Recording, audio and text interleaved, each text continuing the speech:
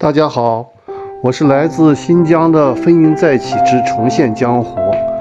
我们这一次的环海南岛自驾游，起点是海口，终点也是海口，所以我在海口待的时间是比较长一点。这一次环岛游，有很多网友说，你这次拍摄的很多都是废弃的酒店、荒废的别墅，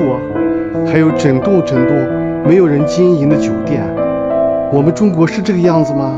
我怎么没有见到？我们是世界上第2大经济体，而且再过几年就会超过美国，成为第1。现在我们的国家是国富而民强，人人安居乐业，有其居所。好吧，今天风云带大家参观海口的一个在售的高档的别墅区。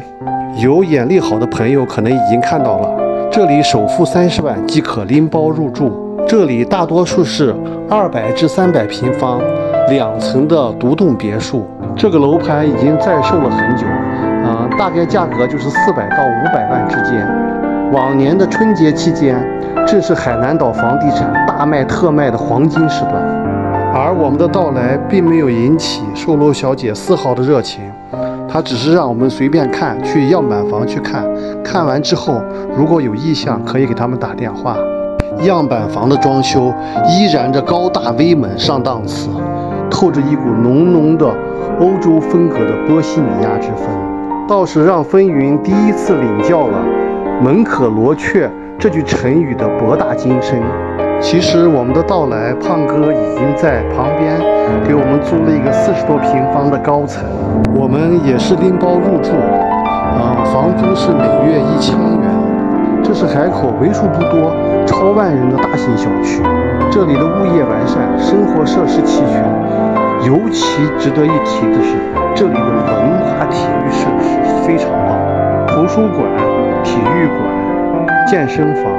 游泳馆、棋牌室一应俱全，而且每天早晨和晚上都有大型的、有组织的或者自发组织的各种娱乐节目和文体活动。风云不是卖房子的，也不是租房子的，风云只是一个游客，只是建议大家以后别买房子了，尤其像退休的候鸟想在海南岛定居的，千万不要买房，租房最美。我想什么时候来，什么时候住，拎包入住。我想住40平方的行，60平方的行，200平方的也行。我想要这样的环境，那样的环境都可以。我可以租1个月、2个月、3个月、5个月。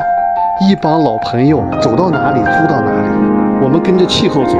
跟着鲜花走，跟着蜜蜂走，想走到哪就走到哪，想在哪待就在哪待。几家人再雇个当地的大师傅，我们出去再买点当地的特产，让海南岛的大师傅给我们做做海鲜，健健身，跳跳舞，唱唱歌，打打牌。待腻了，不想玩了，走，换下个地方继续开始。我们出门前能做的就是将买房子的钱存进银行，找一个5点几的高利息，然后我们的吃喝拉撒也就够了。有的人说钱存在银行里会贬值，可是在当下这种大通胀的前提之下，我想问你，什么保值？除非你买了房子用来囤粮食，